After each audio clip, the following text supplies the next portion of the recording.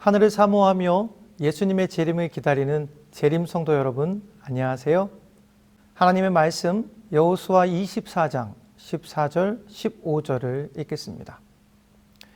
그러므로 이제는 여호와를 경외하며 성실과 진정으로 그를 섬길 것이라. 너희의 열조가 강 저편과 애굽에서 섬기던 신들을 제하여 버리고 여호와만 섬기라. 만일 여호와를 섬기는 것이 너희에게 좋지 않게 보이거든 너희 열조가 강 저편에서 섬기던 신이든지 혹 너희의 거하는 땅 아무리 사람의 신이든지 너희 섬길 자를 오늘날 택하라. 오직 나와 내 집은 여호와를 섬기겠노라. 여호수아는 평생을 사랑으로 섬겼던 이스라엘 백성들에게 마지막으로 이렇게 말합니다. 너희 섬길 자를 오늘날 택하라. 오직 여호와만을 섬기라. 중간은 없다. 너희가 만약 세상에서 말하는 세상의 신들, 곧 돈, 명예, 학력과 같은 신들이 진정 좋게 보이거든 그것들을 성실하게 섬기라. 하지만 우리 하나님 여호와를 섬기는 것이, 그분을 믿고 그분을 따르는 것이 더 좋게 보이거든 성실과 진정으로 그를 섬기라. 중간지대는 없다. 둘 다를 섬길 수는 없으니 둘 중에 하나만을 섬기라. 오직 나와 내 집은 여호와를 섬기겠노라. 믿음의 가족 여러분, 오늘 어느 쪽을 선택하시겠습니까? 예수님은 우리에게 이렇게 말씀하십니다. 한 사람이 두 주인을 섬기지 못할 것이니 혹 이를 미워하고 저를 사랑하거나 혹 이를 중히 여기고 저를 경히 여김이라. 너희가 하나님과 재물을 겸하여 섬기지 못하느니라. 현재 중간지대와 같은 것은 결코 존재하지 않습니다. 우리는 모두 오른편에 결정적으로 속하든지 그릇된 편에 결정적으로 속할 뿐이지요. 그런데 이상하게 우리는 중간지대, 중간을 좋아하는 것 같습니다. 우리는 왜 이토록 중립을 좋아하는 걸까요? 오늘 주님이 주시는 말씀을 통해 그 이유와 결과를 함께 살펴보겠습니다. 여러분들은 성경에서 가장 중립을 좋아했던 인물이 누구인지 아십니까? 그 한 인물을 소개하고자 합니다. 여러분들은 혹시 아합이라는 사람을 잘 알고 계십니까?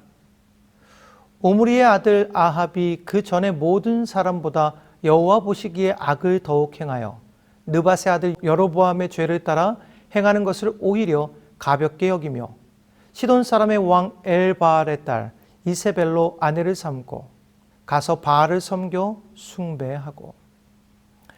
구약 성경에서 아합은 가인 등과 더불어 가장 악한 인간들 중에 하나로 인식되곤 합니다.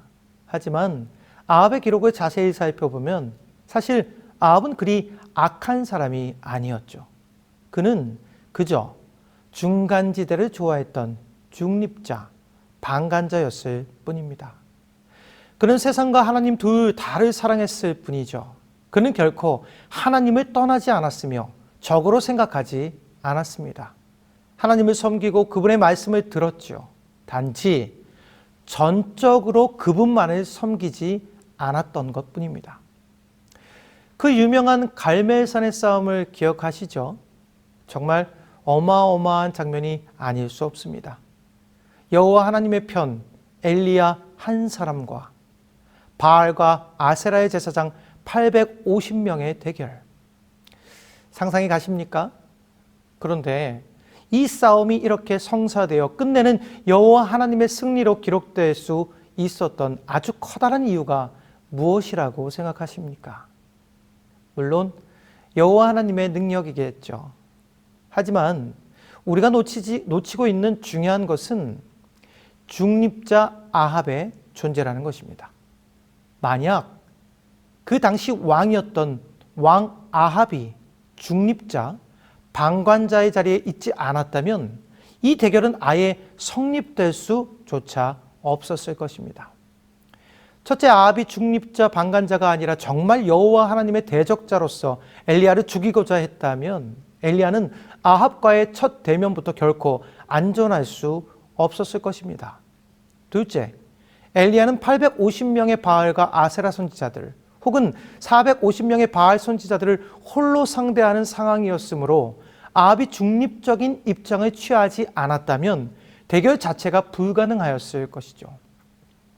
또한 대결이 끝난 후 바알의 선지자들을 잡아 죽이는 것도 아합이 최소한 중립적인 입장을 취하지 않았다면 결코 가능하지 않았을 것입니다.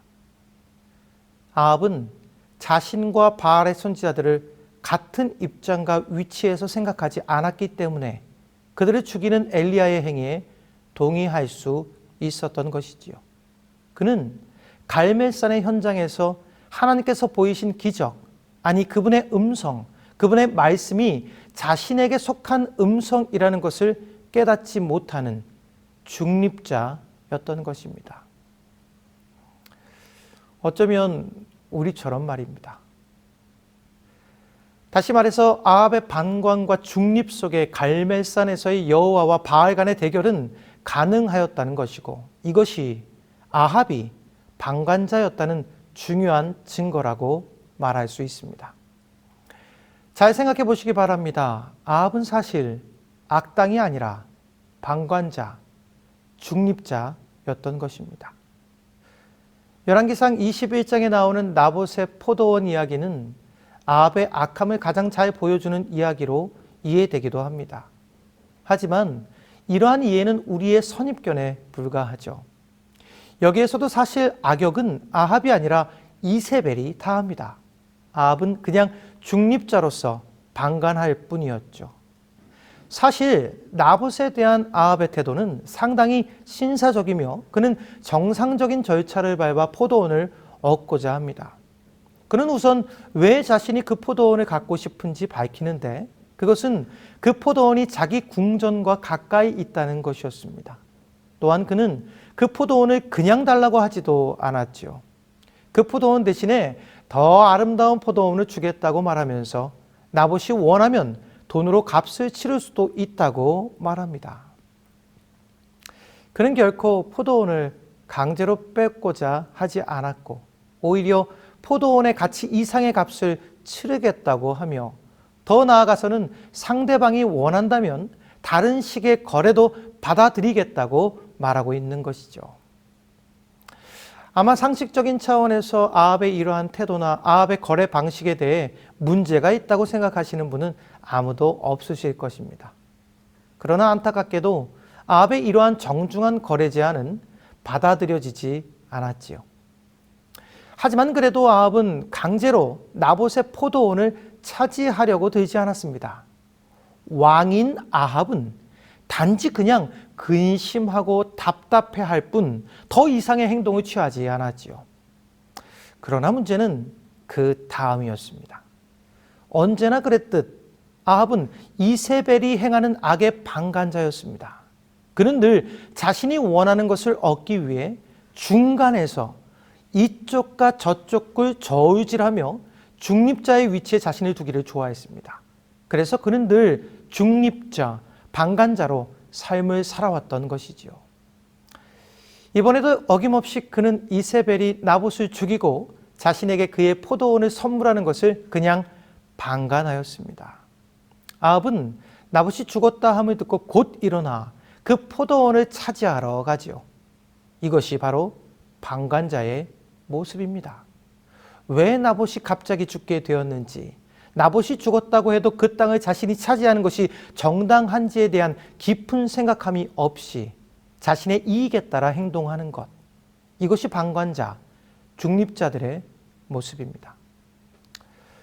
성경은 이 사항에 대해 저가 그 아내 이세벨에 충동되어 스스로 팔렸다라고 기록합니다. 히브리 원어적으로 더 정확한 표현은 아합은 그는 아내에게 충동되도록 자기 자신을 팔았다입니다. 그렇기 때문에 하나님은 내가 죽이고 또 빼앗았느냐라는 추궁을 이세벨이 아닌 아합에게 하신 것이죠. 이처럼 아합은 방관자, 중립자였습니다. 이스라엘은 역사적으로 3대 흥한기가 있었죠. 다윗과 솔로몬 시대, 오므리와 아합 시대, 그리고 여로보암 2세와 우시아 시대가 그것입니다.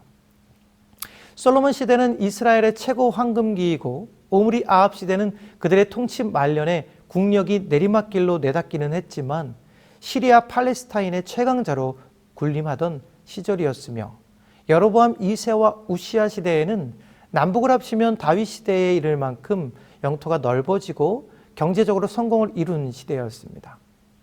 그런데 혹시 이 세 시대의 공통점을 알고 계십니까? 여호와를 잘 섬겼던 시대라면 얼마나 좋을까마는 그렇지가 않습니다.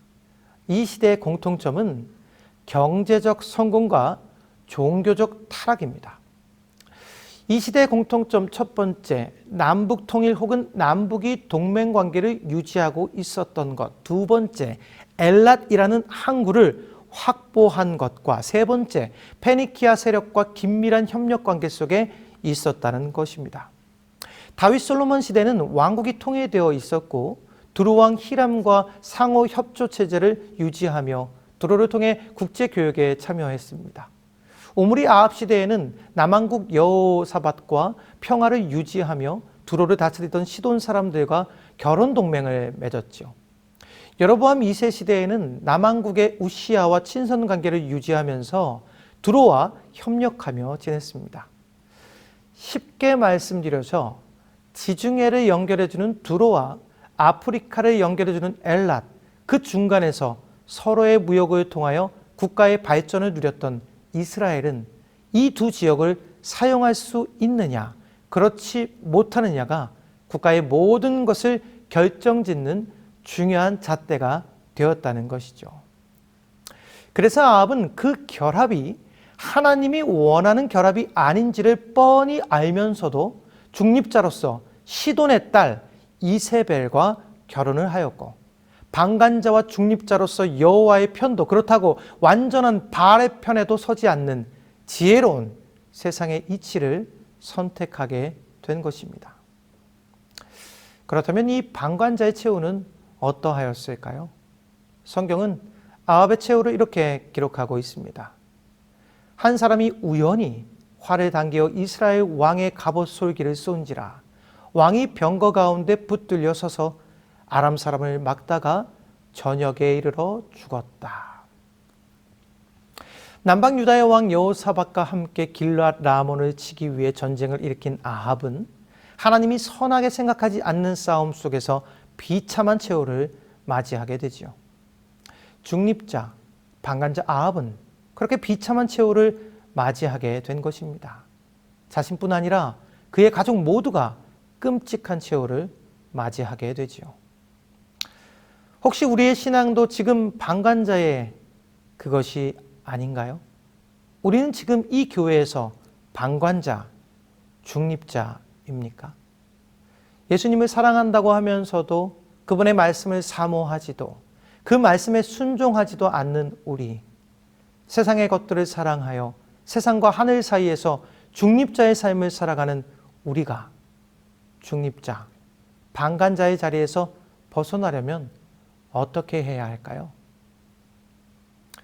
그리스도는 우리가 그를 섬기는 데에 중립 상태가 있을 수 없다는 것을 보여주고 있다. 영어는 온전한 헌신, 곧 사상과 목소리와 정신, 그리고 몸과 마음의 모든 기관을 모두 다 바치는 것에서 조금만 부족해도 만족함을 누리지 못한다.